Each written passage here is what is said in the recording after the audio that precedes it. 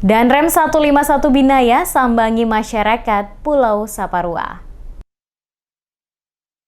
Danrem 151 Binaya, Arnold A.P. Ritiau, laksanakan kunjungan kerja di Kecamatan Saparua dan Saparua Timur dalam rangka menjalin silaturahmi dengan seluruh komponen masyarakat, terutama para raja, saniri negeri bersama tokoh agama yang ada di Kecamatan Saparua, Kabupaten Maluku Tengah. Kunjungan kerja Danrem 151 Binaya ke Pulau Saparua didampingi Kasih Intel Korem 151 Binaya, Hendra Ferdinandus. Dandim 1504 Pulau Ambon, Christian Somokil, Danyon 734 SNS, Yohanes. Pasiter Korem 151 Binaya, Hamid Seknun. Di sela-sela kunjungan ke Saparua, Danrem 151 Binaya, Arnold Ritiau, kepada tim DMS Media Group menjelaskan maksud dan tujuan berkunjung di Pulau Saparua adalah untuk bersilaturahmi dengan masyarakat, sekaligus berkunjung ke markas-markas Koramil setempat. Danrem yang didampingi Kasih Intel Korem 151 Binaya, Hendra Ferdinandus, Dandim 1504 Pulau Ambon, Christian Somokil, Danyon 734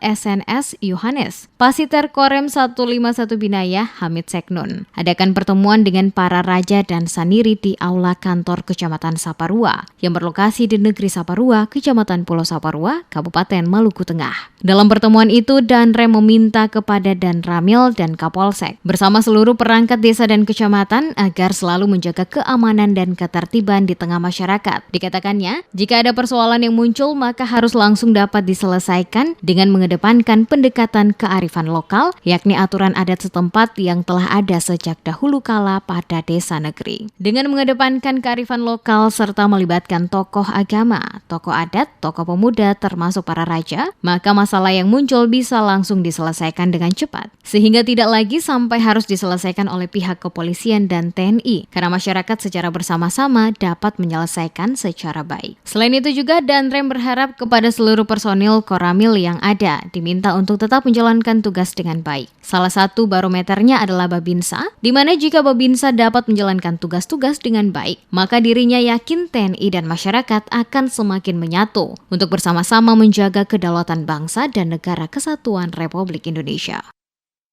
Kepada masyarakat kita harapkan begini, pemerintahan itu kalau semua sistem masyarakat berjalan dengan baik, maka sebenarnya sembari polisi tentara banyak-banyak. Ya. Kalau sudah misalnya ada masalah diselesaikan di negeri secara adat, itu tidak perlu ada polisi, itu ada tentara di situ.